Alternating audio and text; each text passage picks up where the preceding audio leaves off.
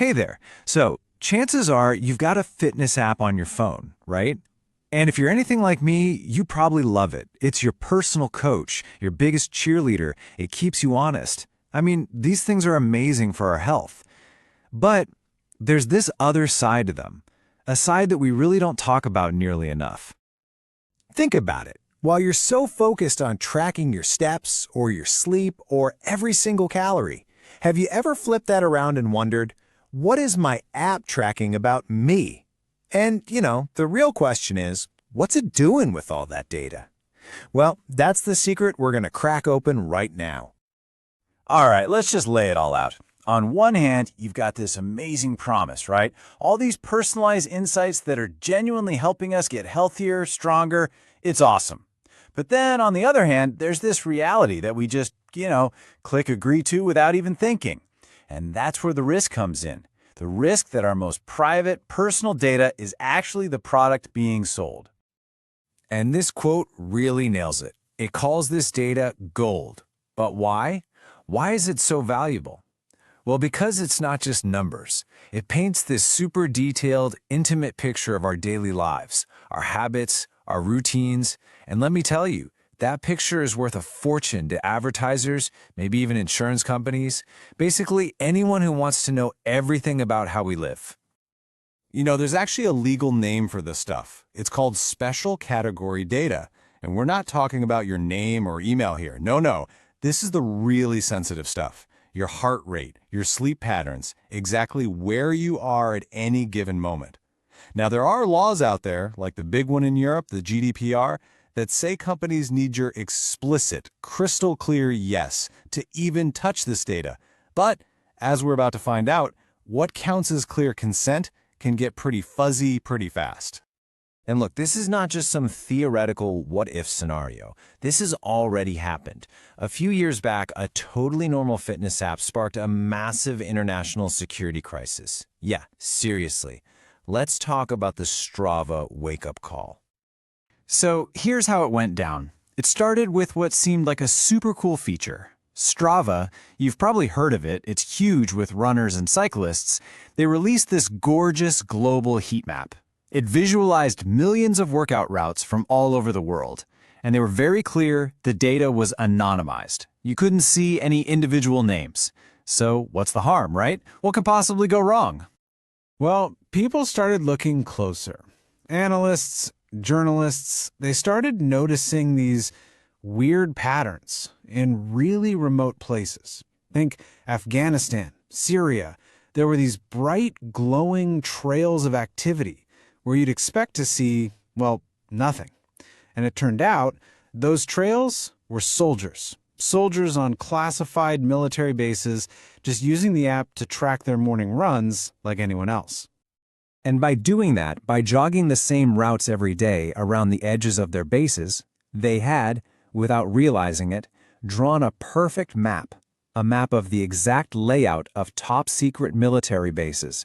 And this map was just out there, on the internet, for anyone to see. A massive, massive intelligence blunder, all because of a fitness app. So here's the big takeaway from all that. The Strava incident was this huge eye-opener. It proved that our personal fitness data, it isn't just personal anymore. When you gather enough of it, when you put it all together, it can have consequences that are way, way bigger than just one person's privacy. We're talking national security, geopolitical stuff. Okay, so the Strava story is pretty dramatic, I get it. But these kinds of data leaks are happening all the time, just in much quieter, more subtle ways. So let's get back to your phone. How is this actually happening? Probably without you having any clue. Well, there are a few usual suspects. First, you've got those super vague privacy policies. You know the ones. They use these fuzzy phrases like, to improve our service, which could mean anything. Then, and this is a big one, you have these third-party trackers. They're called SDKs. The easiest way to think of them is like little spies, little bits of code from other companies like Facebook or Google that are literally baked into the app. Their whole job is to watch what you do and phone home with that data. A really famous example was the Flow Period Tracker app, which got in hot water for sharing incredibly sensitive health data with Facebook through one of these SDKs. All right, so at this point, you're probably thinking, wait a minute. Isn't this illegal? Aren't there laws to stop this? And yeah, there are. But the thing is, the tech is moving so fast, and the legal system is always a few steps behind, playing catch-up. And in that gap, there are some pretty big loopholes that companies have gotten really good at exploiting. And this chart really lays out the problem. Take Europe's GDPR, which is supposed to be the gold standard. It demands explicit consent, right? But companies just bury it in confusing legal jargon. Then you look at California. Their law is more about giving you the right to opt out later, which is way weaker than making them get your permission to opt in from the start. And in India, they can use a super broad term like for your benefit to justify pretty much whatever they want. What you end up with is this messy, global patchwork of laws full of holes. And this right here, this is probably the single biggest misconception out there, especially in the US. We all hear HIPAA and think our health data is locked down tight. And yeah, HIPAA protects your official medical records from your doctor's office or a hospital. But here is the giant catch. Your fitness app is not considered a medical provider. So, 9 times out of 10, HIPAA protections just don't apply to it at all. It's a massive legal loophole that millions and millions of us fall right through without even knowing. Okay, wow. I know that all sounds pretty bleak and maybe a little scary. But look, the point of this is not to make you panic and delete all your favorite apps. The point is to empower you. So, let's shift gears and talk about what we can actually do about it. How can you start taking back your privacy? Here's a super simple 4-step checklist you can use to get back in the driver's seat. First up, do a permission audit.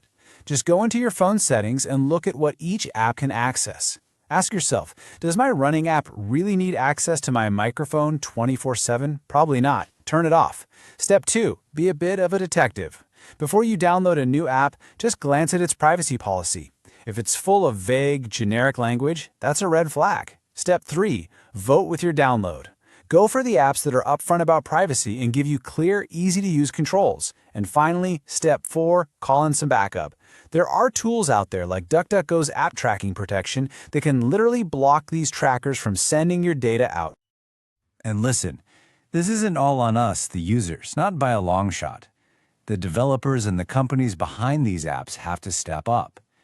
They need to start building with privacy by design in mind, meaning privacy isn't an afterthought, it's baked in from day one.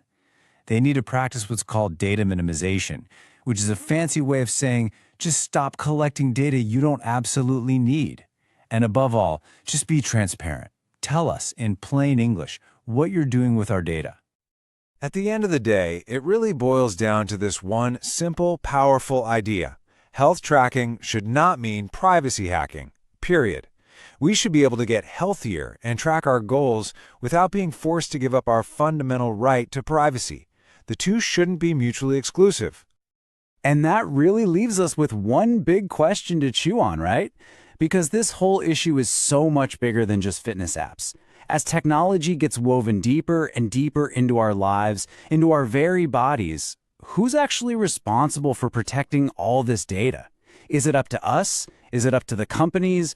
Or should governments be doing more? It's one of the biggest questions of our time. So who do you trust to protect it? Because chances are, you're trusting them with a whole lot more than you realize.